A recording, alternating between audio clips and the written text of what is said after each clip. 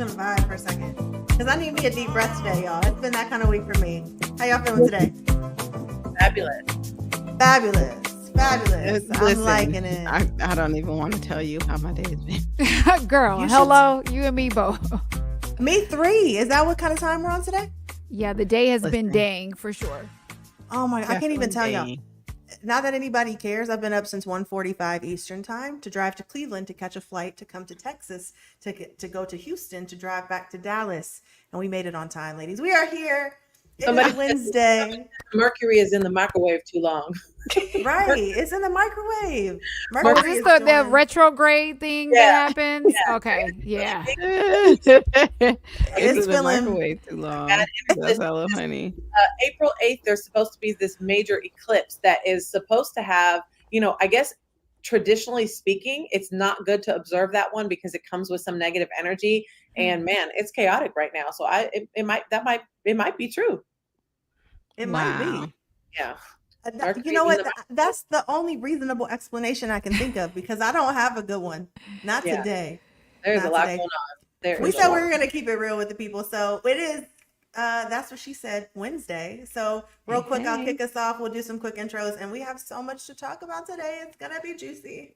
It's going to be so juicy. So, hey, everybody, my name is Kaylani Blackwell. I'm the co-founder and CEO of Women in Real Estate, a community designed to help bring resources, education, events, networking to women in the business to shorten their learning curve and help them achieve their real estate goals to build wealth for themselves and their families. That's what I do. So nice to meet you guys. Hey. Are we doing intros? Oh, hi. Oh, my name is Patty Goodspeed. I've been a mortgage banker for 21 years. I'm a single mom. I'm a best friend. I'm a sister. I'm all of these wonderful things. I'm happy to be here. Let's talk. OMG, Patty, that is so crazy. You said for 21 years. And guess what? I've been a media personality for 21 years, Patty. That is crazy. And guess what? When I pledged in college, my number was 21. So I don't know what this is that's happening, but 21 is the number for today. It's Mercury in the microwave. That's what's happening. But yes, I'm a media personality, a real estate investor. I am also a realtor, a philanthropist from Dallas, Texas, and just loving being here with you ladies every single week. Y'all make my week for real. And I am Nasima. I am an Oakland girl through and through. Nothing for 21 years over here. I've been a labor and delivery nurse for going on 14 years, though. Mom of 3 girls, a personal finance enthusiast, and just loving all you ladies and everything you represent. So happy to be here with you guys.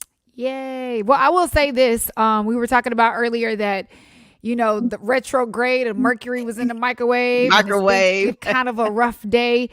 And who it's been a rough day for, I would say, is Diddy. But before y'all tell us everything about what you have to say about Diddy, we have to promise that we have to talk about Diddy before we get off the show today.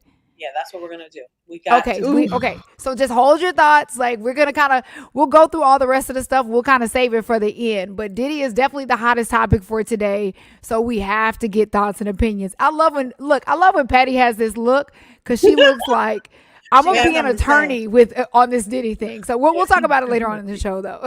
Yeah, it will be juicy. It will be juicy. And I guess that's got us thinking about what I asked to be our first topic for the day, which we were on it. I wanted to bring up talking about the prenups, and there was a lot of talk about prenups on the internet. And of course, that's being overshadowed by a lot of other bigger topics right now.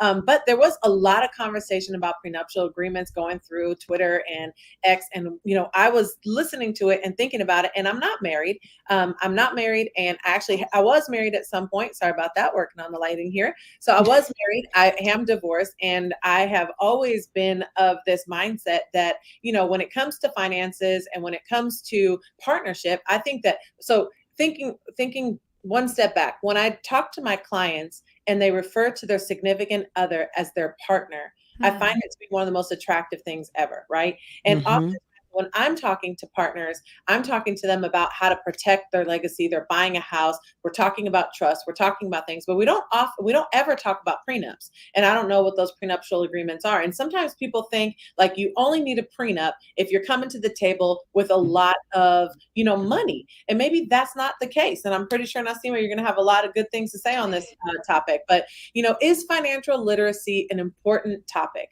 Should we be, as women, as men, having these conversations about financial literacy early on? Should we be aligned with where we envision this partnership going?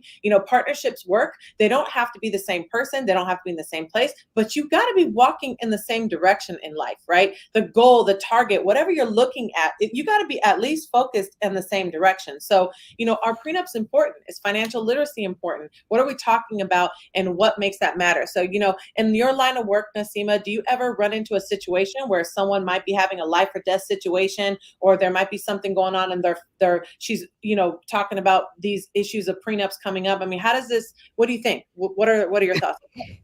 Well, I mean, like personally, I wish I could have benefited from a prenup. I have been divorced technically twice. So 3 times a charm, girl. Try it one more time. Listen. No, So I actually did an interesting podcast episode with Aaron Thomas, and he has a website called prenups.com. He's the prenups guy on all social media.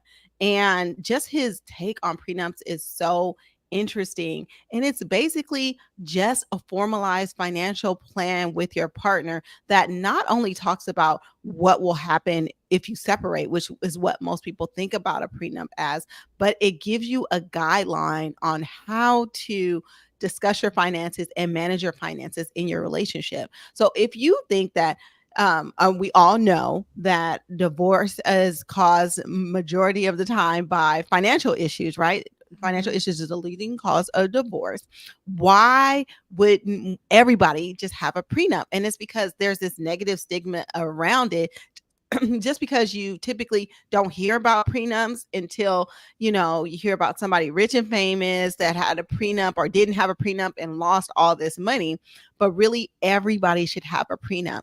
What it does initially in the setup process, if you haven't ever done a deep dive in your finances before you can sit down and even create a prenup, you actually have to come to the table with all of your assets laid out and laid bare and put everything out there, and then come to a common agreement on how you, number one, are going to manage these finances in your marriage, and then how these finances would be divided if you were to break up. But you can also, like Aaron has in his own prenup, stipulate that before we even get to divorce, we are going to have, first of all, just as a baseline in our marriage, we're going to go to counseling 2 or 3 times a year just as a check-in. Then if we think we want to break up, we have to do a compulsory amount, like 10 sessions of therapy before we can even get there. Oh, wow. Then when we get there, we have to go through all these levels of mediation before it could even get to a point where they would actually get to the dissolution process. And so these are things that people don't think about when they think about a prenup, because they just think it's about, oh, it's only if I have money and we have to divide assets. It's not. It's for everybody to come to a common understanding and have a legal document that you design that is going to tell everyone how you want to divide your assets. Because like it or not, everyone who gets married or even is in a domestic partnership, which was my case, is that you are going to have a prenup established for you. It's just the one that the state decides and not the one that you decide. Right. So if I don't want the state to make decisions for me because they don't know what my best interest is. We know what our best interests are. So why not come to a common understanding? Yeah, exactly. I have a question. So the domestic partnership, what defined that? Was that just the length of time that you guys were together? So there was some state law that stipulated that it was considered a domestic partnership, or was there an agreed upon entry into the partnership? So you know how people like to get into domestic partnerships all willy-nilly, I need to add you to my insurance, so I'll put you as my domestic partner. Well, I was actually married and I had a very bad divorce, and so with my new partner, we were living together, and we moved out of state together, and so I needed to be on his insurance. And in order to do that, knowing that we didn't want to get married, he added me as his domestic partner. Now, the thing that makes it similar to a marriage is that we bought assets during this time and we had a child together. So at that point, in order to dissolve that, unless you have a clear common understanding, and if there's a child, it's almost no way without going to court, you have to get another like divorce, a divorce decree. Like, so you have to go to court, they have to decide to divide assets, child support, all of that stuff, and then it comes with a whole nother divorce decree. Wow. Dang. I'm not gonna lie, this is the first time in my life I've ever heard a prenup being broken down like that. I did think that I was one of the ignorant ones that thought it was just about your finances, or the fact that if you had to have a certain amount, not had to, but it was only worth getting one if you had a certain amount of money. So I appreciate you breaking that down. So for everybody on here that's been married before, I have also, and what's going on with us, this married and divorce crew? But has anybody ever had a prenup? No, I met my ex-husband when I was 20 years old, and I met him at Bible study, and those were not even thoughts that I had. I mean, I shouldn't have even gotten married, right? Those are young, it's young love, very hasty. And I think the idea of a prenup is popularized, or the reason why I think it got so hot on Twitter a week ago was because they're talking about, I think the logic behind it is, if the divorce rate is so high and there's a high probability of this relationship not working out, take a logical approach to it and say, hey, let's plan ahead for this. The other thought that I had is, I think this is exactly why, because this is a common topic and it's not as taboo, and it shouldn't indicate that you're hoping that the relationship should fail. I think it's why women are so attracted to men that are emotionally intelligent, right? Because I can't have an emotionally intelligent conversation with someone about this plan, right? Well, let's say we're both broke, but we wrote this prenuptial agreement that said, hey, if we got into a situation where we were seriously considering a breakup, but we made an agreement ahead of time that this marriage would not be dissolved unless we went to X amount of sessions with the therapist, we might turn around our marriage. That might keep this going another 10 years, right? I think there's a level of emotional maturity that you have to come to the table with, emotional intelligence, to be able to have these sort of conversations and say, hey, listen, I'm not 20 years old. This isn't young puppy love. Like, we're grown. We've been through a few things. Can we sit down and talk about how we would like to handle conflict? Because if we were in a heightened emotional state, we might not be able to think clearly or properly communicate this to each other. So I haven't had a prenup, but those were the thoughts I was having as Nasima was eloquently breaking that down. Yeah, that prenup is almost like having an accountability partner. Like, that's dope. That's super dope. Yeah. And also, if you're already in a situation, you can get a postnup. So anybody at any point in their relationship can do the process. It's the exact same process, except you're already married. And so you're just coming and bringing all those financial documents and putting together those plans like that. So I just recommend people who are new to the process and just want to learn a little bit more, follow Aaron Thomas. He has amazing content, or go to prenups.com if you want to learn more, or just Google him, because he has some great interviews where he breaks it down way more eloquently than I can. Yeah. So go ahead, I got a question about these prenuptial agreements. So these are the same agreements that can stipulate how, if the relationship goes bad and for what reasons, right? We can stipulate those things ahead of time as well. Because, falling on rough times is one thing. Being out of alignment, one thing. Not making, life getting too busy, not making enough time for each other, one thing. You cheating on me, I'm going to be a lot less gracious in that negotiation. So how would you, or does anyone have any advice? Because I'm not married. I'm not a part of the married and divorced crew. I'm not a part of the married crew. I'm the part of the rich auntie crew. And so that being said, given the future that I see for myself, right? If my life goes according to plan, when, you want to make God laugh, have a plan, but, I got some things moving, right? I got a little bit of motion. And so if I want to protect those things, I never would, when I think about marriage, I was in a 7-year relationship a while ago, right? And I never would have thought at any point, breaking up wasn't on the table for me, right? divorce would have never been like, I don't want to do this again. I don't want to have to go through this again. But going through even a breakup of a 7-year relationship was so sticky and so muddy. And I was not the same person that I was when I started that relationship, not even close. And so what advice would you give someone who is still kind of emerging in their life, becoming who they are becoming, not knowing where their future is going to take them? The advice to that person is don't get married. You're too young to get married. But that's not necessary. I don't think I'm too young to get married. I'm 34 years old. So if I decide to get married, that person. I thought we were talking about the hypothetical person. let me be more specific. How should Kaylani negotiate her prenuptial agreement?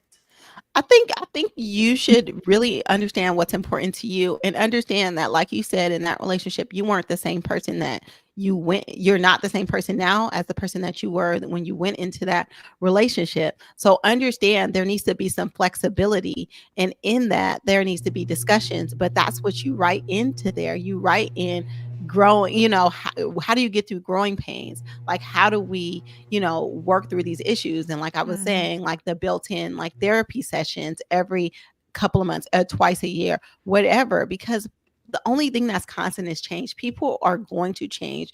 You can't control how you change or how another person changes. But like Patty said, it's going into a relationship with a plan. Okay. Because if, Which is, I'll say the reason why that's so important. And this is, I take full accountability for this. There were a lot. I went to premarital counseling. I did all of the things that you're supposed to do. There were still a lot of tough conversations that we did not have beforehand. And the way that I'm hearing now, as a person that is, had the marriage failed, the marriage failed, is a prenup will force you to have those tough conversations. And if those tough conversations get too uncomfortable, there's a big chance that is not your person, because everything has to be on the table. Like for me, there were certain areas I think that we both avoided, especially when we talked about money, because when I was married, I was making more money, and I never wanted him to feel like, I always wanted him to feel like the man. I never wanted that to be a whole thing. Right. And so it was like, let's not worry about deep diving. I mean, it was mentioned and it was a known fact, but I think that had we had those tough conversations, I would have seen some things during those conversations to be like, let me push the button, because I mean, to the point of the question that's even floating across the screen about, does financial literacy matter in a marriage? 150%. And to your point of, finances being one of the huge reasons why people do get a divorce. At the end of the day, if you're not talking finances, and if you're not comfortable with talking finances, that is not a person you want to spend the rest of your life with on either side, right? And it's going to come up to bite you. Like, men are going to say, "Oh, I would never take your money," and women say, "I would never take your money." But when it comes to the court of law, first of all, I always tell people you should have to go through a divorce before you get married, because you will see people's true colors. And then secondly, like, it's there to divide your assets. It's never going to be in your best interest. So somebody is going to feel jaded and cheated. And when those emotions come out, then that's when the claws come out. So. Yeah. But I think, Jade, you highlighted the most important part, the tough conversations, right? So if you're preparing for marriage and the conversation of a prenuptial agreement is something that could derail the relationship, then you're right. That wasn't the relationship that you were supposed to be in. Yeah.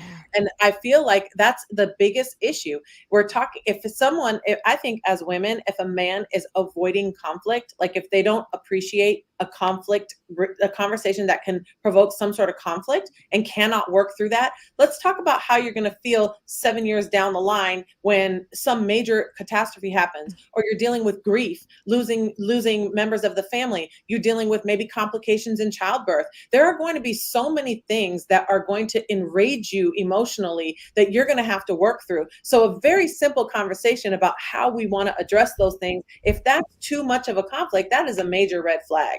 So gentlemen, if you are listening to this, we're not asking you to be rich. We're not asking for 8 figures. We're not asking you to for those things. What we're asking you is to come to the table with a conversation and to be able to be emotionally intelligent enough to talk through how we'll manage conflict throughout the relationship, because change is guaranteed, conflict is guaranteed, and the only thing that really can carry you through those things is good communication. So if we're not asking for that bare minimum, I don't know what we're doing anymore, ladies. That's what we got to do. That's good. The last thing I want to say about this, because since we're talking about the financial component about this, I want to talk about housing and things like that. But before we get into that,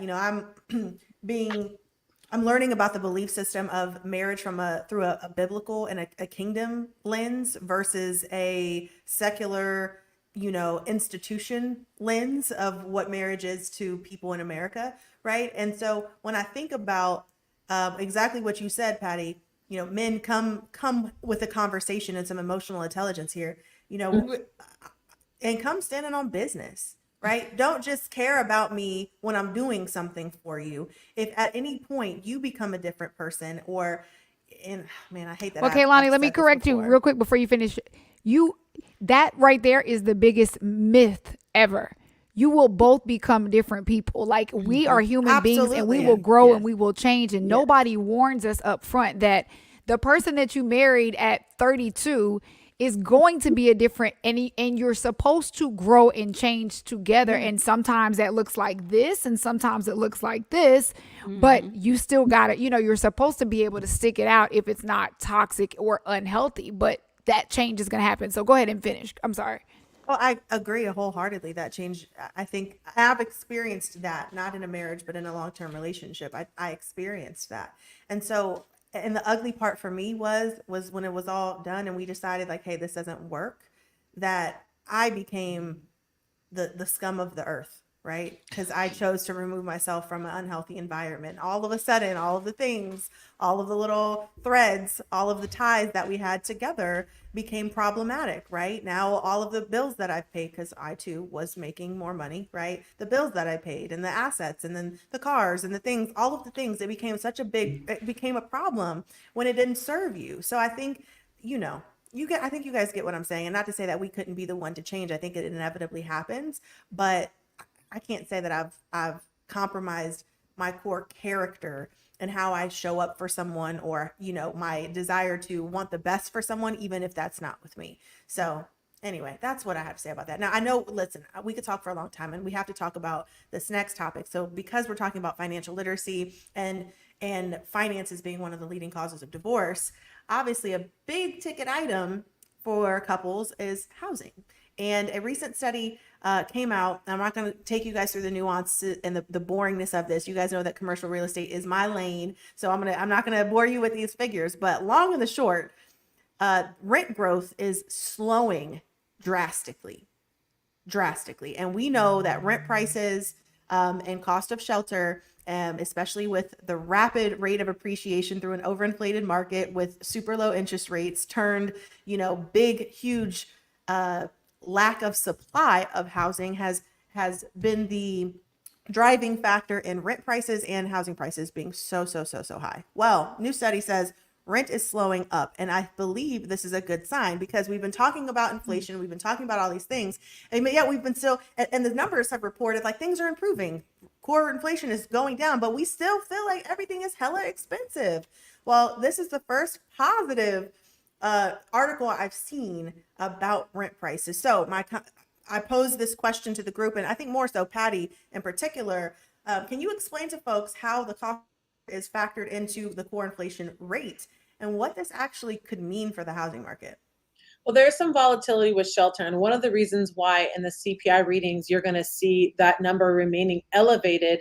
And if you ever listen to any news on this, you may not, but if you did, you would hear something like shelter is lagging, right? The cost of shelter is lagging in those reports, meaning, so what happens when you're measuring inflation, you're measuring the rate of change between March 2024 and what the difference in prices were between March 2024 and March 2023. right? So when you're measuring that difference, it doesn't happen to come in real time. So all year long, as a matter of fact, in the mortgage side of things, when we're talking about what components impact inflation because of the impact that has on monetary policy, and of course, as a result on mortgage rates coming down, everyone is asking when are rates coming down. We've talked about how the shelter component is lagging. So the inflation numbers are not reflecting a true number yet.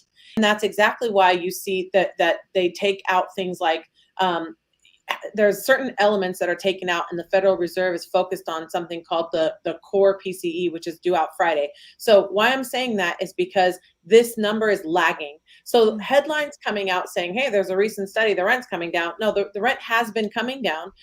What's happening that's going to be highlighted across headlines that you're going to see now is that the rate of change between what they're measuring at this time this year with this time last year is now finally showing a significant difference. So that difference is higher. So that means that cost of shelter, which covers rent, not mortgage payments, rent is coming down.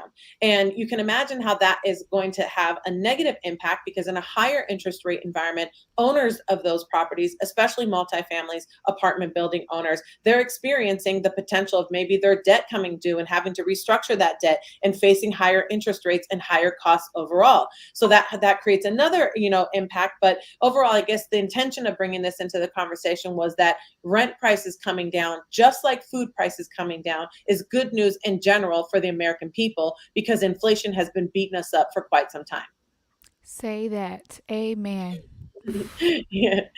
So I mean, it's good news, right? And I think in this Friday's inflation report, we're going to see some benefits. So all eyes are on when are interest rates going down at the Fed level. They want to see cuts, because a cut from the Federal Reserve indicates that they are headed in the right direction, and we're no longer going to be under a constricted monetary policy, right?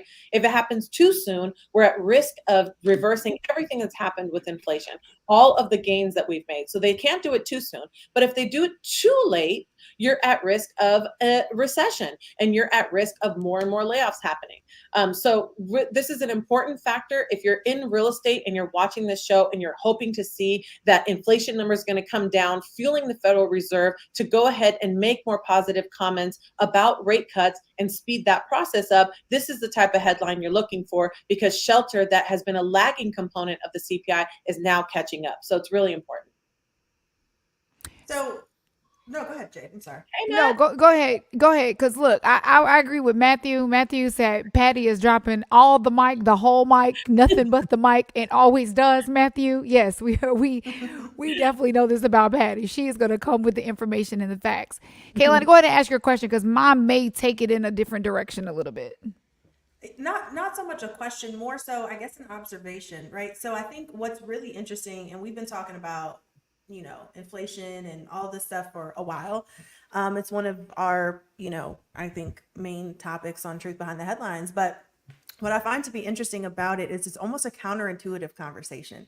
It's like, wow, you get excited about something, but everything's a symptom of something else, right? So it's hard to, say that or get excited about anything, because with one stat being out of line, one headline coming out saying something different, right? Everyone is so reactionary to things. So what I've learned over the last year is it's not about saying, okay, interest rates are down, now it's the time to make moves. It's not about any of those things. It's being so tapped in and finding those little pockets of opportunity and being prepared to take advantage of those. So, I mean, I think especially on the rent front, in particular in this conversation, I mean, I'm excited to see some relief for some people. I think we've seen more people migrate at higher rates than we'd ever seen, after COVID and work from home and all of that stuff. A lot of people moved out of gateway markets.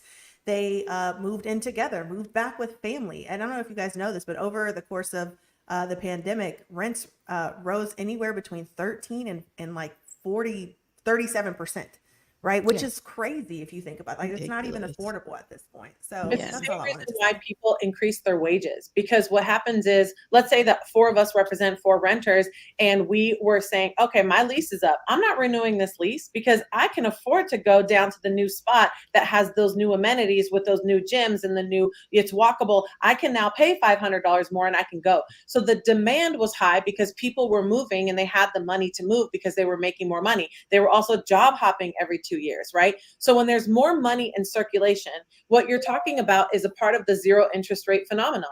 While interest rates at the Fed level were low, there was more money in circulation. As long as people were confidently spending money because money was flowing, they were willing to raise their rent costs. So that's why that happened, and that's why you're seeing the opposite impact now. People are not getting up and leaving. Maybe their bonuses and commissions and overtimes are different, right? So they're not moving at the same rate. So I did want to point out something because it goes back to what we started with. It's that financial literacy and emotional intelligence when it comes to the news. Yep. If you think about decision making as an investor, even if you are just an aspiring first-time home buyer on this call, but if you think like an investor, the reason why they tell you that the number one component for successful investing is emotional control.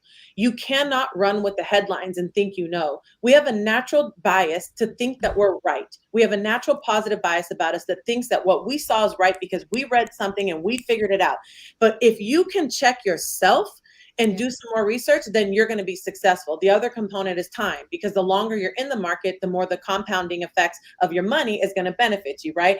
Now, Seema, you got to add to that, but I wanted to make sure we make that point. You have to understand that the headlines are designed for clickbait. They are not designed to educate you. Okay, Yeah, Nasima. and the headlines are so much far behind the trend that Yes. if you just go and Right. invest and buy things and based on what you hear on the news, you're already so far behind. And so I just have a simple philosophy. It's like you said, it's about time in the market and not timing the market. And too many people are trying to time the market and they don't even know how to do basic math. So stop trying to be like those people that spend millions of hours analyzing the stock market. Okay, just keep it simple. Like, invest dollar cost average, leave it alone, stop trying to speculate. That's just my Dollar my cost 2 average. cents Let's on talk that. about that, because we made a Yeah. commitment on the show to make sure that we give practical steps and help you understand that. I feel like dollar Mhm. cost average is one of those things people like you throw around and we're like, what does that mean? What did that mean? I didn't catch that. Let's just pause that. A dollar cost average means sometimes people will tell you it's okay to buy at the height of the market. Most of the time they'll tell you don't want to buy at all-time highs. But the dollar cost average, it means that if you bought a stock, let's say when it was $1, and then you also bought more of that stock when it went to $15, and then you also bought that stock again when it was $17, over a period of time you're accumulating more of that asset, of that stock, and over time you're going to average the dollars that you spent, the average cost of your acquisition of that stock over time when you measure it against your profits. So that's why they're saying, hey, you might not have gotten in early, or you might have gotten really early, but that doesn't mean you're never going to add any more stock. So in particular, the one that comes to mind would be Nvidia, because Nvidia blew up. And I remember being on a call just like this, in a setting just like this, when I first heard about Nvidia. It was literally a bunch of scientists. We were having a conversation and I learned about this stock, and then it blew up, and then it blew up again, and it blew up again. And there's no telling how much higher that stock is going to go, right? So that doesn't mean if you bought it at $50 or $150 that you're not going to go back and buy some more at 100 or 800 or even 700. It's dollar cost averaging. So don't get discouraged when you miss the hype on something. You want to understand the fundamentals of what you're investing in, whether it's housing or a stock or a tech fund or a startup. If you understand the fundamentals, then you won't be swayed by the emotions and the headlines.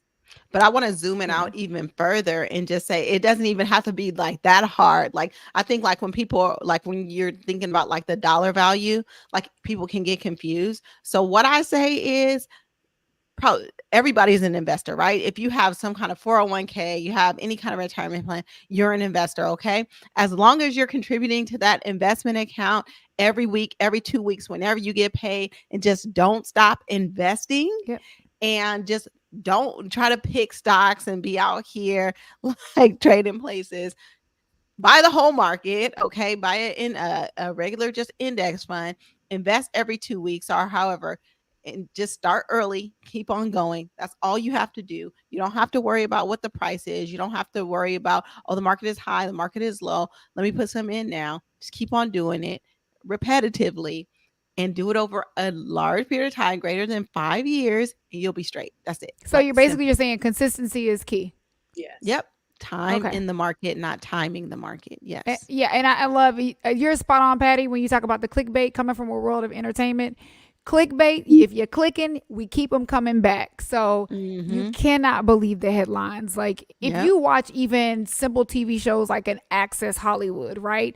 They always have headlines at the bottom of the screen because what they're trying to do is make sure you read that headline and you're going to come back after the commercial break, right? And then it could be completely something not what you thought it was going to be. Does that make sense? So, and that is the unfortunate thing about the world that we live in is that we are headline readers. And that's what I appreciate about you ladies is that, look, Patty comes on here with all the information. Kaylani and Nasima, y'all come here with all the information, which lets me know you guys actually take the time, which is something that we lack in society right now. We don't make time to actually digest and read the body. Think about it. Even when you're on something simple like social media, one of my pet peeves, and this is completely off the topic, is when somebody in my comments ask me something that I put in my caption, and I'm thinking, oh my God, y'all do not read. Like, we don't read though.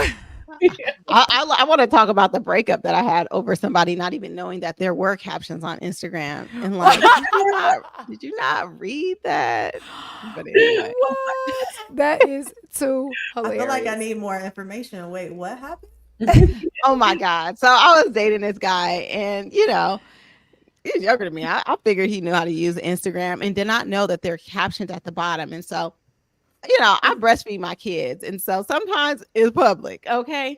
And so he was like, why would you put a breastfeeding video of you up of your daughter and you're not even breastfeeding her? Like, what are you doing? Are you doing that like to get clicks, like all that kind of stuff? And I was just like, it's World Breastfeeding Day, and it says throwback to when I breastfed my toddler, and it listed it all out there. I said, do you not read? And then for you to come at me like that obviously means that you do not know who I am. So let's dive into that, okay? People want the fastest like source to information possible. I mean, I think that's why, you know, I'm going to kind of deviate a little bit right now. But this is exactly why, you know, creating community and having people to ask questions to is so important. I mean, and that, you guys know how I feel about that. I talk about it all the time. But the truth is that people don't read shit. They will not. They want to, they want to ask the boss the question all the time. I want to go straight to the source. I want to ask the direct question. I just want to extract what I need. And if that's you, you need to focus on learning how to learn, man. Learn how to learn. Well, I mean, it's extremely important, you guys. We got, like, LaToya made a comment here. And LaToya, I did see your beautiful comments above earlier about your marital situation. And that was a beautiful thing to say, to reintroduce yourself all the time. I just wanted to acknowledge that because it was really nice. And then, of course, we don't read. It's annoying. It is annoying. I have to tell you, I'm super annoyed by that because I have called out every single group of people for headlines that they've shared on Instagram when they're not actually reading the article, right? It's a part of what I'm doing. It's a part of elevating. It's what I add to my community. But why is reading so important? Just think about the level of comprehension that's necessary just to be able to navigate through your own personal life if you are depending on news outlets to give you information. And it makes me think a lot about, you know, what decisions you make when you're voting, what decisions that you make when you're making a decision on how to eat your food, you know, what about when you need to get a vaccine, how you're going to have conversations with your doctors. I mean, you are being given information from a lot of different sources, but reading to decipher the truth. I think the Bible says it, study, divide righteously the information that you're getting, divide rightly. I think the scripture says you got to be able to gather the information, divide from it, take what's right, take what's not right, and be able to know that. But how do you know right from wrong unless you're reading? We should talk about that more. Reading is so important. There's an attack on literacy in schools. Like reading is so important. Like we got to be able to read. We got to be able to understand the information that we're given and make independent take independent conclusions from that so that we can make better decisions in our lives. Have you all, I went back to my high school, and speaking of reading in schools, the library has become so small. Like, they don't even have literature on the shelves because it's just, I mean, think about it. We live in a texting society. I remember the counselors, when I went back and visited, were telling me that a lot of times when students are writing their essays and, writing essays for their state tests, we have state tests here in Texas, standardized tests, that they're writing and the verbiage that they're using is text verbiage. And let me also say something on the other side of that. If you are reading and you don't understand it, we have to create a safe space for people to be able to ask questions for clarity. And this is why I love That's What She Said, because we do speak about a lot of intelligent topics. But one thing I want to make sure that everybody knows, you can always ask questions in the comments. Some of our information can be very high level, and we want to break it down. Like, I'm one of those people, I don't like to go to, different functions or be around people necessarily that it sounds really fancy and we're all nodding and we're all like, yes, but then you really don't understand it. So, we do have to create that safe space for people to say, like, now, what does this mean? And that's what I appreciate, because you ladies definitely take the time, you get the information, but you put it in layman's terms. So I'm just one of those that feels like if a kindergartner can understand it, then I can probably understand it too. You know what I mean? Because we're all still learning and we all have our area of expertise. So just know that when you're on That's What She Said, this is a safe space. Because look, we want to make sure that we walk away and everybody is better from being a part of this programming. So yeah. Well, is this also a safe space to tell people that everything is figure outable, and stop waiting for a miracle, stop waiting for someone to save you, stop waiting to say, okay, I'll figure it out later, and do the work. Period. We'll just stop there. Now, I know we have two other things that we wanted to talk about today, and I know, like, we can be a little long-winded. We also have the dreaded hot topic of the hour. Patty, you mentioned something in our group chat, and it's just been like a pretty hot topic. And because I think, Jade, to your point, I'm gonna tie this in because I think it fits. But for women who have things going for ourselves, we're educated, we are educating, right? This whole question of what do you bring to the table is like, if I see someone ask that again, I probably am just gonna delete all my social media. Those are the podcasters that don't deserve podcasts that ask those kinds of questions. So, Patty, what made you want to talk about that? Well, I think when I was looking at the topic of the prenups circulating the internet, and we talk a lot about these, we talk about the culture. I think the culture today is really designed to where a lot of men are complaining, women want someone that's going to pay all the bills, but she's nothing but a 4. Right. So she just looks like a 4, but she wants a man that can make $200,000 a year, because she has to stay at home when the kids come because childcare costs X amount of dollars. And there's all kind of videos like that circulating the internet. So they talk a lot about, okay, so what do you bring to the table?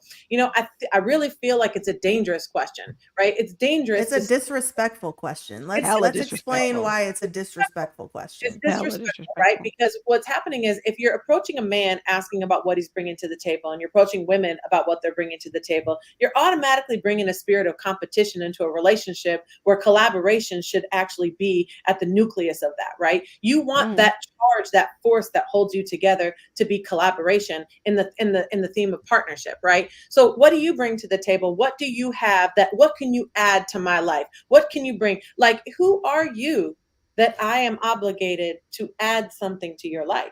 You asked to be invited into mine. So I think that automatically throws up a defensive standpoint when someone is asking you, what do you bring to the table? And I'll add to that just one thing before I pass it off to you ladies, is that there was a gentleman that posted this long post today about what makes relationships work. And this was from the founder of Hinge, actually. And the founder of Hinge, who has a degree in psychology, or he's a founding member, has a degree in psychiatrist and psychology. What they're talking about in what is necessary in the relationship is, we're looking for all these criterias. You're perfect on paper. You meet this checklist. You look like this. You have this. What do you bring to the table? Yeah, I need to know if you make sense on paper. But have you ever stopped to consider how someone makes you feel?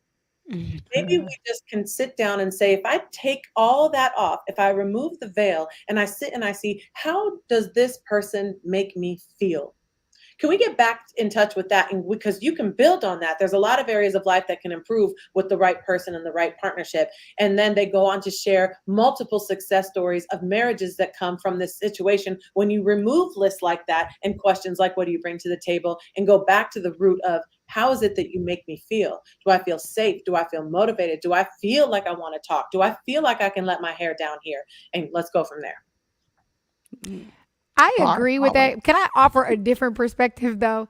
Yeah. Or I really want to, I guess, really pose a question. Earlier today, when we were discussing the other topic, I mean, at the end of the day, we're talking about financial literacy when it comes to a relationship. And that's obviously something that we want to have a conversation about beforehand. So my question would be, how would a man and or a woman ask ask about a person without saying, what do you bring to the table? Like, you're right. I think that we can rattle off a lot of things as far as the table is concerned about these attributes on paper. I do agree with, how does somebody make you feel? Do they make you feel safe? I 100% agree with that.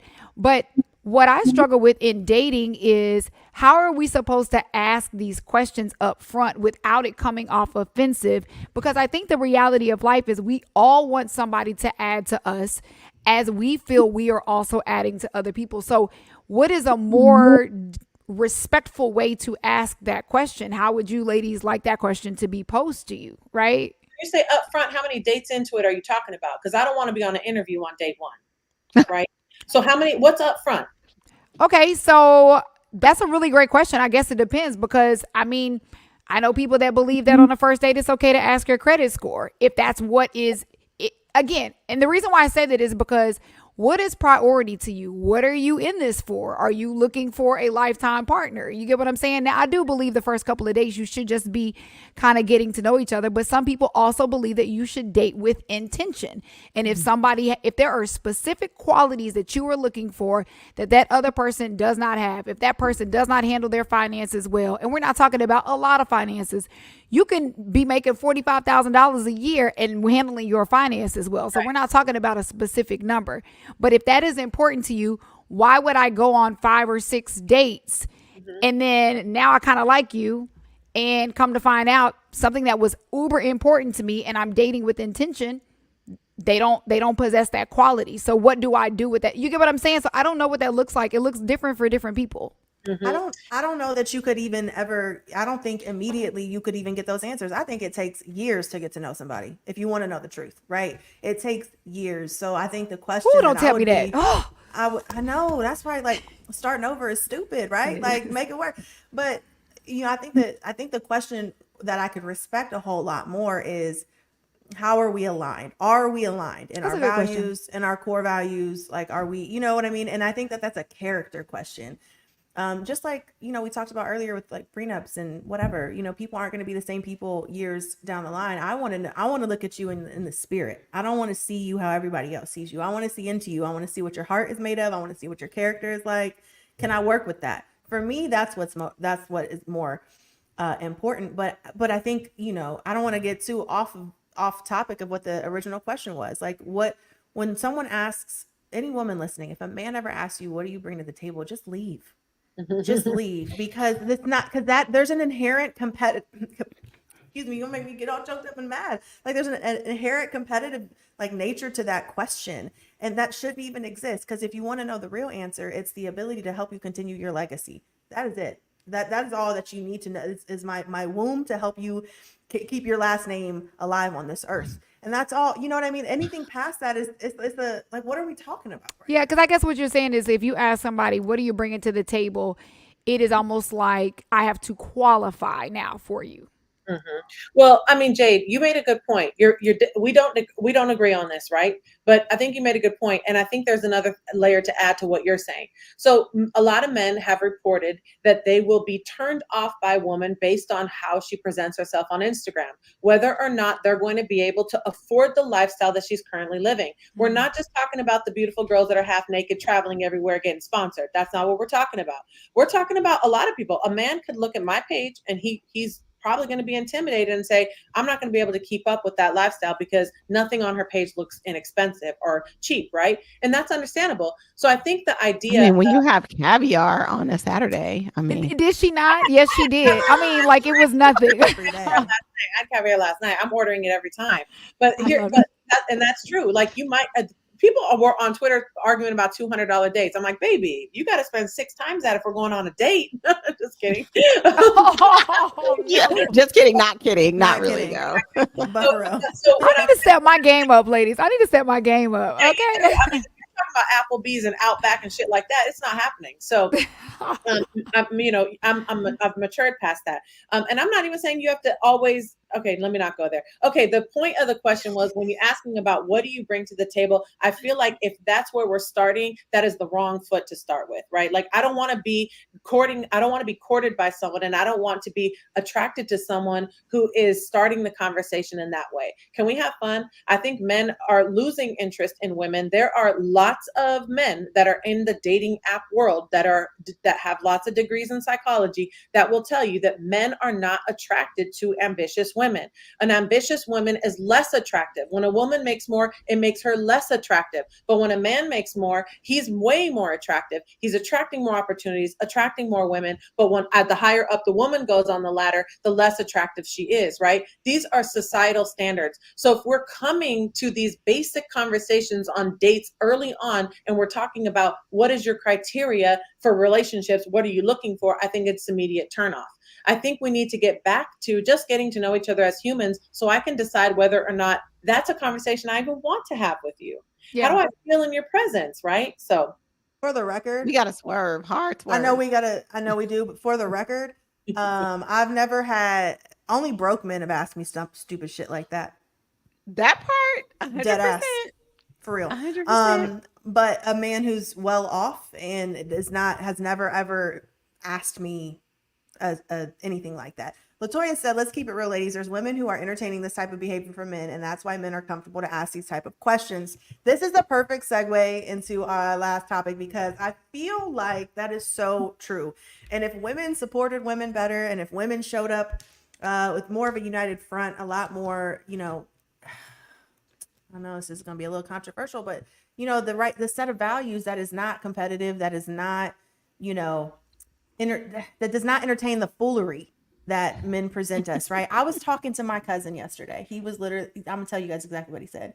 He said, getting women is so easy. I don't even have to try anymore. He said, I remember when I was 100%. Younger, he said, I could go to the mall. I had to put in work to go talk to girls. He's like, I'm older now. It looks like, I'm doing my thing. I've got some stuff going on. He said, I don't even have to try. These women come to me.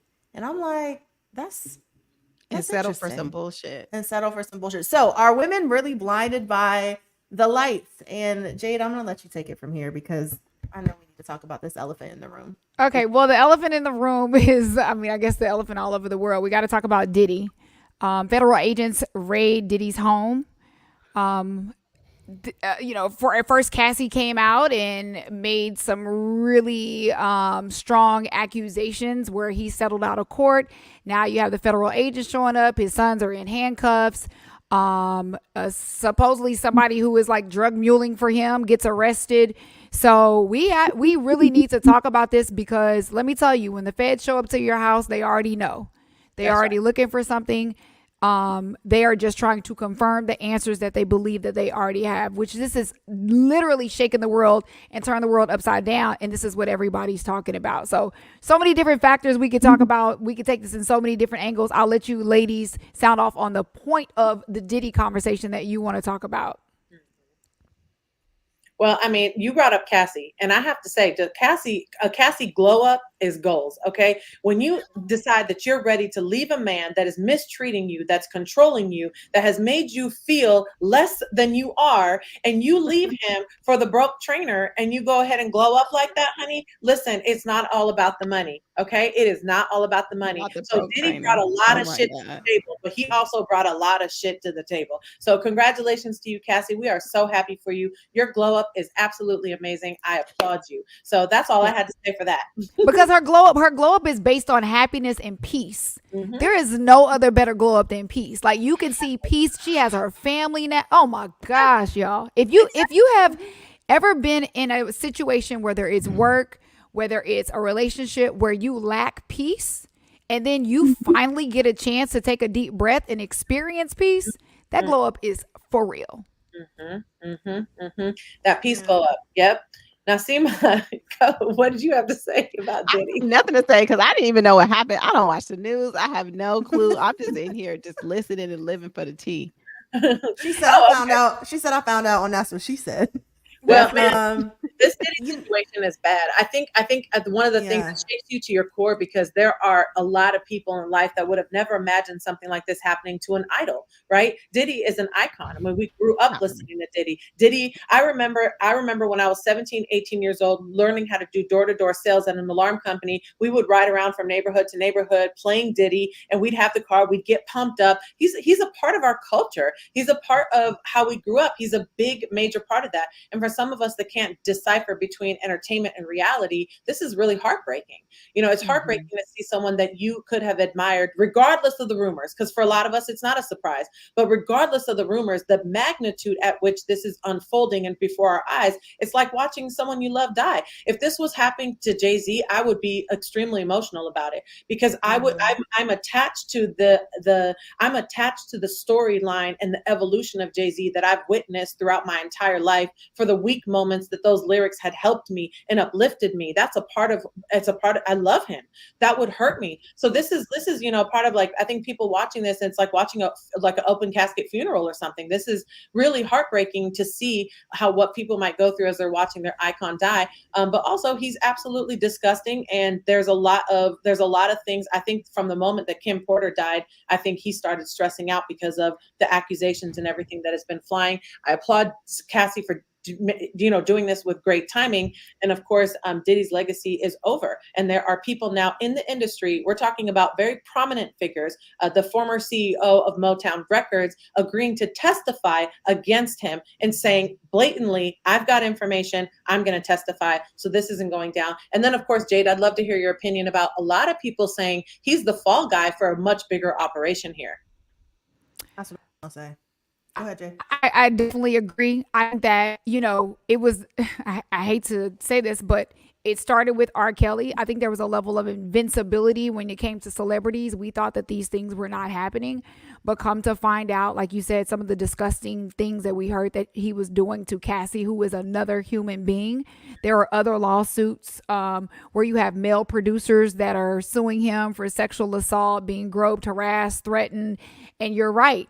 There is an industry and there is a culture that praise God, I've never had to experience, but we have got to stop putting human beings on this pedestal. And I think you're spot on, Patty, when you say what you say. I think we've all done that. Every single person has that one person. That's why they always say, never meet your hero, because they will probably not end up being who you think they are, and you're going to be heartbroken by it. So a lot of people that did grow up looking at Diddy as like this business mogul, this musician, this guy that just seemed to have it all together, to find out behind closed doors that you were possibly living a whole nother double life, is heartbreaking to a lot of people. But more importantly, it's heartbreaking to the victims that felt the need to be quiet because they were too afraid to get blackballed out of the industry. And the industry absolutely works that way on a small scale and on a mogul scale. If you speak up against certain people, you will get blackballed.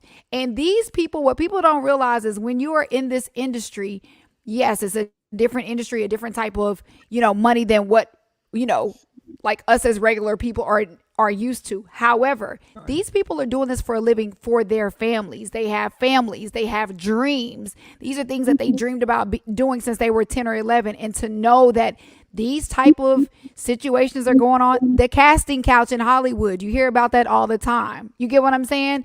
You have had, actually just recently, you've actually had actors that have come out to say, my show was canceled because I was not willing to do certain things with certain people in the industry. It is absolutely a thing, and it needs to be addressed, and people should be hired based on their talent.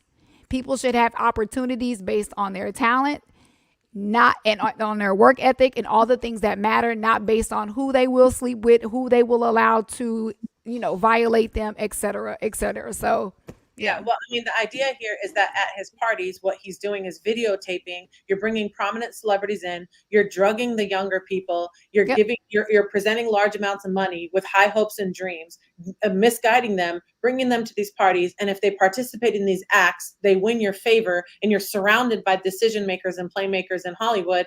You're using that. You're using that power to your disadvantage, and then you're trafficking. You're bringing in people for the simple sake of sexual pleasure that other people take advantage of. And the bigger play is you're videotaping other people do it, so then you can blackmail them later. So I mean, it's really, really, really disgusting the way that this is going. And the problem is, it's not just Diddy, right? So Diddy deserves whatever he has coming to him, but this is not just Diddy. He didn't create that environment. He's a product of that environment. He was groomed, therefore he grooms. And so his sexual preference isn't what people care about, but it's the way that he has used his power to drug, manipulate, and traffic young people through Hollywood, so that then he can use that as some sort of playground to blackmail other people. And when you think about it, it's such a very dark and scary world. My daughter tells me every day that she wants to be an actress, that she wants to get into this realm of world. And I'm just like, baby, read the books. Like, let's just try to avoid this world. And it's not that she's not strong. Mom, I have a good head on my shoulders. Mom, I know what I'm doing. Mom, I'll know the difference. No, sweetheart, there are certain situations that you might not be able to have the wisdom and life experience to be able to have the proper discernment to get through. So if people, like, imagine just being a young girl at a party and Diddy and his folks are inviting you back to the house. I'm sorry, at 22 years old, there's not a single one of us that would have said no to that. Correct. Oh, I would have. Oh, And I have before. I have before. Yeah. Diddy never passed my sniff test, and I think this might be a vulnerable moment for me in this to tell you all that I used to be in music, and this is a big reason why I'm not anymore. A huge reason why I'm not in it anymore, because the industry is disgusting. And I wish somebody would tell me to walk and go get their cheesecake. No, it was the power tripping for me from making the band from way, way, way, way before this. And to be perfectly honest, I don't know who's looking at Diddy like an icon, a dance icon. Like, what? He never was the talent. He damn sure can't rap. He can maybe identify some talent. He was the hype man. He was the chess player. And that was his game. It was always his game. So I don't have any, I think for me, the takeaway from this, because I think you guys all hit the nail on the head. The industry is ugly. Yeah. There's a lot to unpack. It'll be very interesting to see how this unfolds. But if I could say anything to anyone, is to be careful. You have to be careful.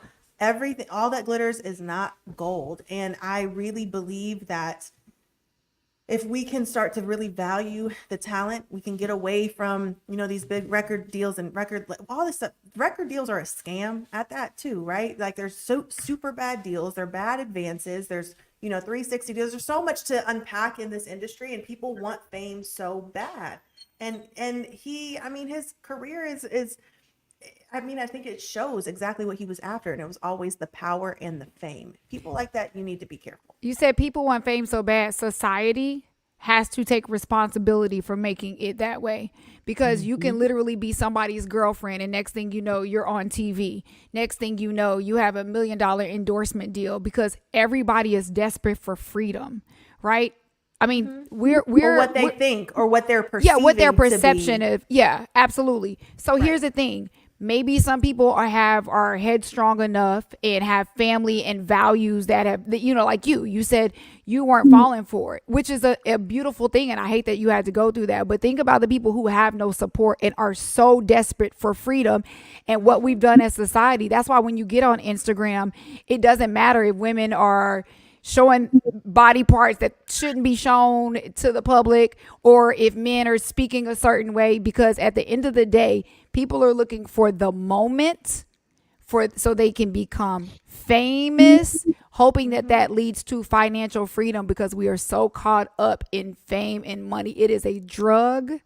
It is addicting, and society and social media has played a huge part in that. To your point, Patty, you even said it earlier about the Diddy and some of these other artists are icons to people. This is who the world is like. This is who we're supposed to look up to. You know what I mean? These are because they're the perception is they're living the lifestyle that it seems like there's no worries in the world, which, let me tell you, by the way, is such a lie.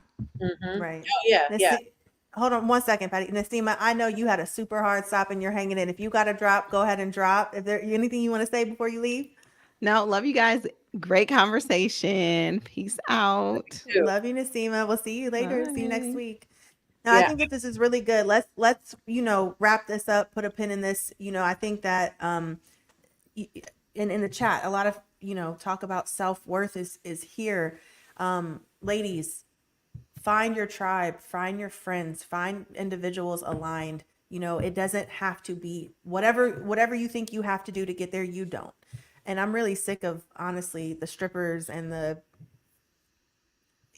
all of that stuff being glorified, glamorized, and those women,